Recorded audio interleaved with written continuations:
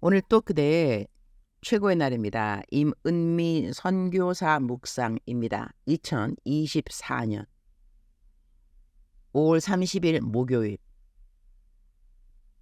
최고의 날. 예수님만이 해 주실 수 있는 일. 에스더 4장.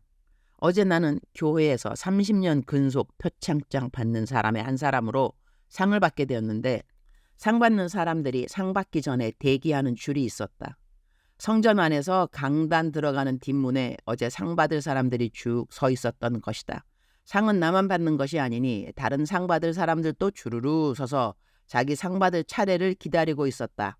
이번 선교대회를 잘 진행할 수 있도록 도와준 지교회 담임 목사님들도 감사패를 받는지 그분들 역시 나의 순서 뒤로 주르르 서 있었다.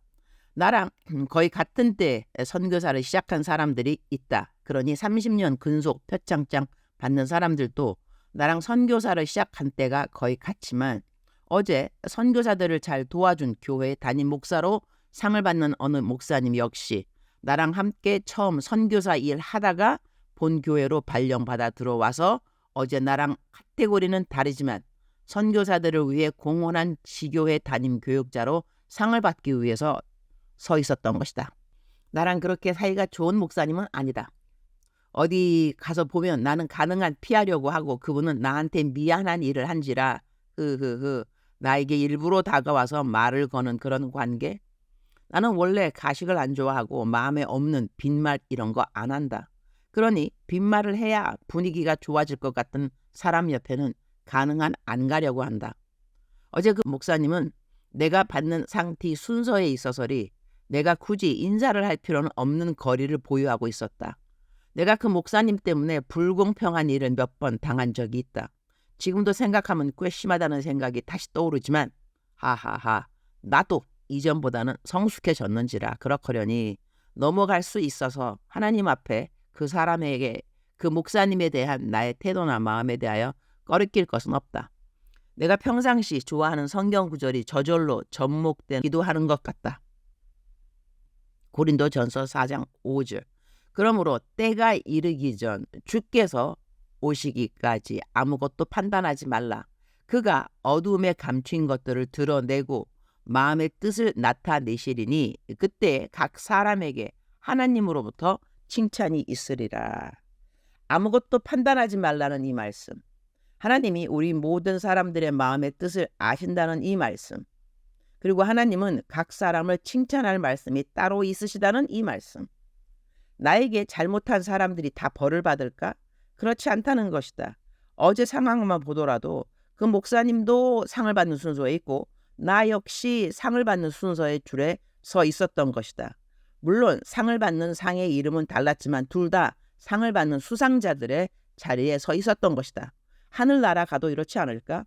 그다지 반가운 사람과 만난 것은 아니지만 두 사람의 자리 모두 상 받는 자리라는 것을 생각할 때 하늘나라에서 일어날 법한 일들이 저절로 접목이 되어져서 나에게는 어제는 부요한 시간이었다고 하겠다.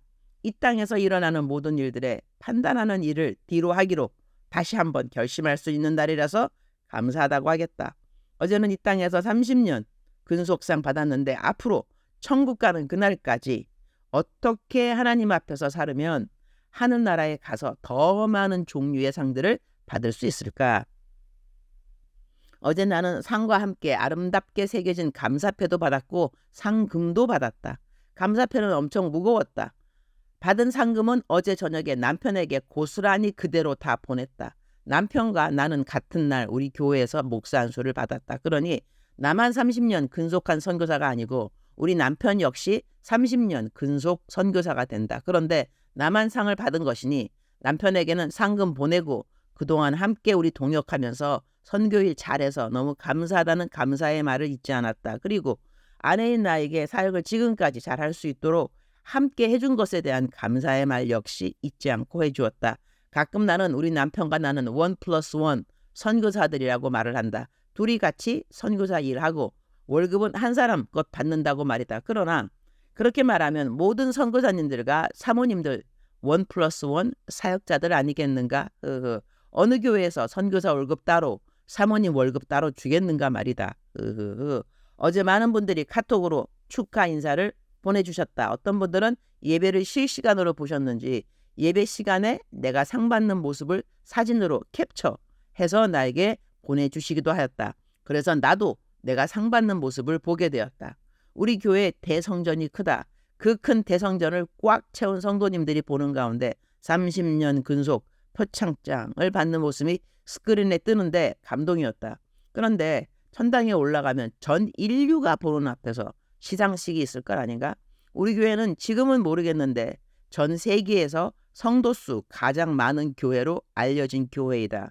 이전에는 70만 성도라는 말로 기억하는데 지금은 코로나 마치고 몇 명인지는 모르겠지만 그것을 말하려고 한다는 것보다는 하나의 교회에 대성전 꽉 채운 성도님들 앞에서 상을 받는 시간이 웅장한 일처럼 여겨진다면 하늘나라에서 전 인류가 보는 앞에서 담임 목사님이 아닌 하나님이 직접 한 사람씩 상을 줄 때의 모습은 얼마나 장엄할까. 그런 접목이 저절로 된다는 것이다. 내가 이 땅에서 사는 동안 좋아하고 사랑하고 고마워한 사람들이 그들이 행한 여러 다양한 선한 일들로 인하여 상을 받겠지만 내가 이 땅에서 조금은 껄끄럽고 섭섭하고 왜 저렇게 나를 대했지? 그러한 사람들 역시 나는 모르지만 그들이 하나님 앞에서 행했을 다양한 선한 일들로 인하여 상을 받게 될 것이라는 생각을 어제는 해보게 된 날이라서 감사한 날이었다고 하겠다. 다음은 묵상편입니다. 성경 말씀 묵상인 거죠. 우리말 성경 번역입니다. 에스더 4장 11절.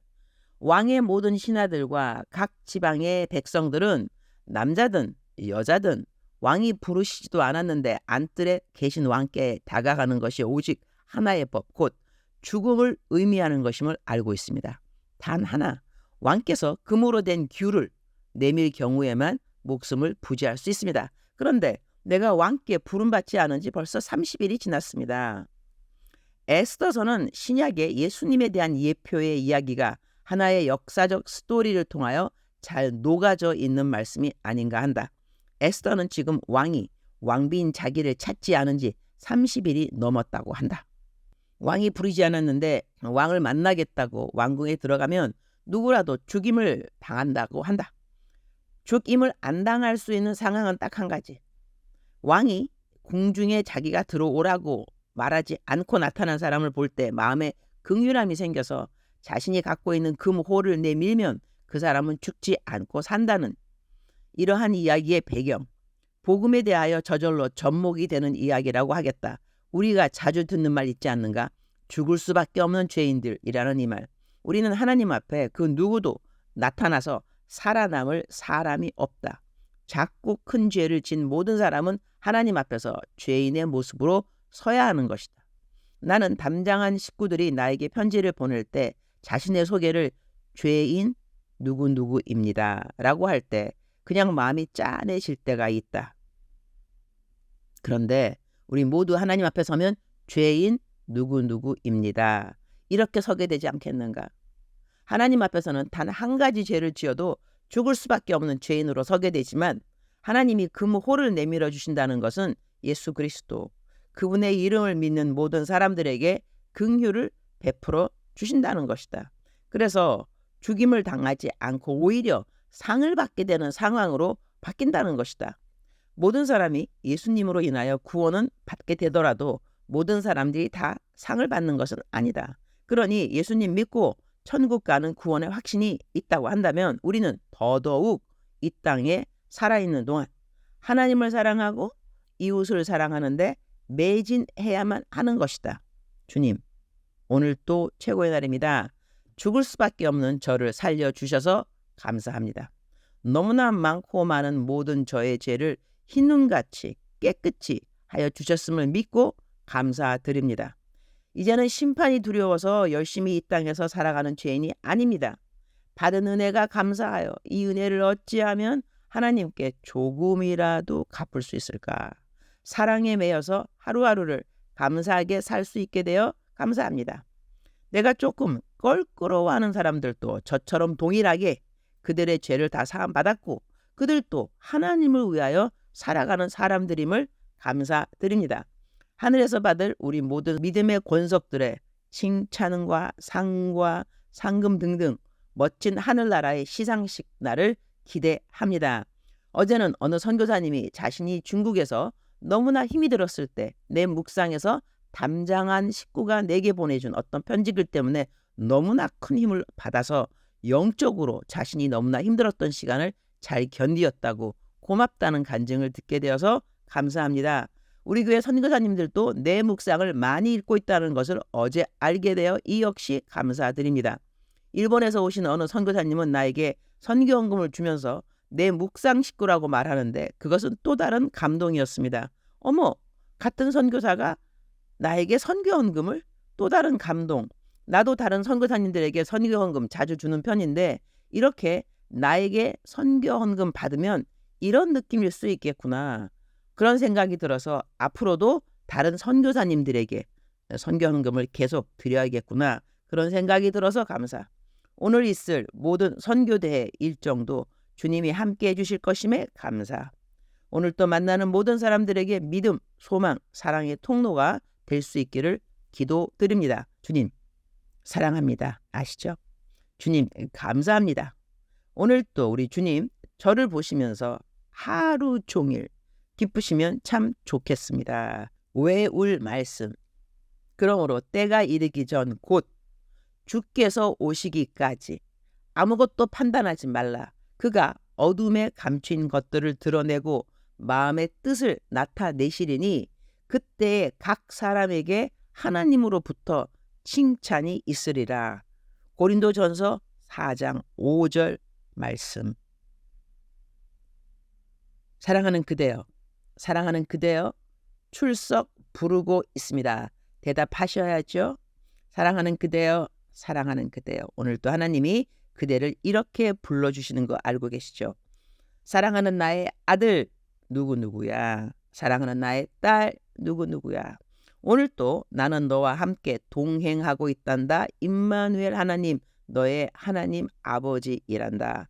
나는 너를 쉴만한 물가로 인도하여 줄 것이고 또한 푸른 초장으로 인도하여 줄 것이다. 나는 너에게 선한 하나님이라는 것을 오늘 또 기억할지니라. 선한 하나님, 항상 선하신 하나님, 바로 너의 하나님 아버지 여호와 하나님이신 것을 명심할지니라. 내가 오늘 또 너와 동행함이라. 주저앉지 말지니라. 일어날지니라. 여호와 하나님 너를 꼭 도와주시겠습니다. 믿을지니라. 사랑하는 그대여 사랑합니다. 사랑하는 그대여 축복합니다. 오늘 또 그대의 최고의 날입니다.